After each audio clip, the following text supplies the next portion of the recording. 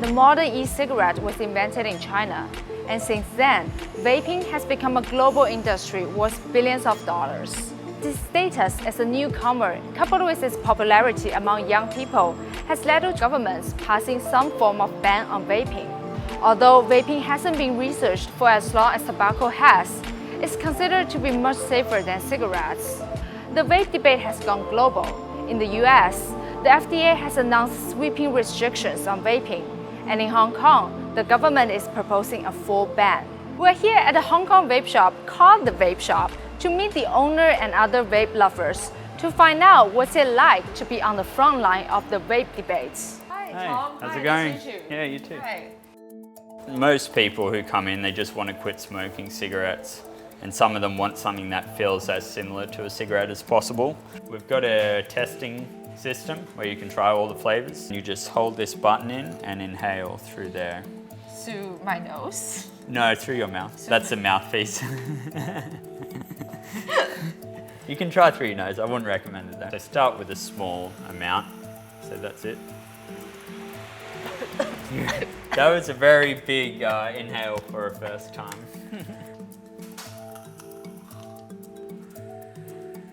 Bit better, right? I like this one better actually. Yeah. It feels like sweet tea. So how did you start vaping yourself? I was a smoker for 5 years. I smoked about a pack a day. I tried everything to quit, but I thought, I tried everything else, so why not give it one last try? And I just started using it, and I was surprised. I didn't get any cravings for cigarettes.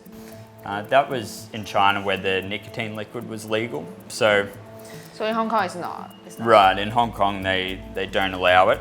You are right now not allowed to market e-cigarettes. So most of the people, where do they learn about vaping? So it's mostly word of mouth.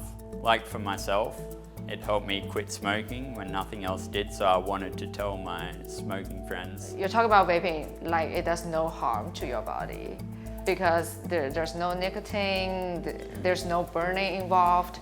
But actually there are some controversies about what the coil produces when it's being heated up. Yeah, I would never tell anyone there's no harm to it, or we never tell anyone it's healthy for you, but I think it's important to remember this is a tool to quit smoking cigarettes. I compare it to cigarettes. E-cigarettes have been in a legal gray area ever since they were invented by Chinese pharmacist Hong Lik in 2003. But in the past few years, governments around the world have been passing bans or restrictions on vaping. Now, talk of a ban has even come to China, the world's largest producer of e-cigarettes. Macau banned vaping earlier this year, and the Chinese government is said to be considering a ban. Now that debate is playing out in Hong Kong, which has a legal system separate from China. I propose a total ban on electronic cigarettes for protecting the health of our citizens, particularly children and teenagers. The Hong Kong government has proposed a sweeping ban on vaping itself. What will happen to your shop if that happens? Well, if it goes through, we'll have no choice but to close, banning importing, distribution, manufacturing and selling. That's what we do. People are afraid they'll have no choice but to go back to cigarettes. No one's saying don't regulate it. All we're asking is just don't ban it, because their concerns can be easily fixed with regulation. We spoke to Dr. David Lam, one of the government's advisors who is advocating for the ban. What are the risks that are associated with vaping? First of all, it is addictive, and secondly, it causes cancer. Well, put it that way, it has the substances that is known to cause cancer. We talked to some users of e-cigarettes, and then many of them said e-cigarettes helped them quit smoking. So they used to smoke a lot, and then now they moved on to this actually nicotine-free device. It's not nicotine-free for the first But in Hong Kong, it's nicotine-free. No, it's not nicotine-free. It's just that we have no evidence so far that those stuff on sale has nicotine, because no one checked it.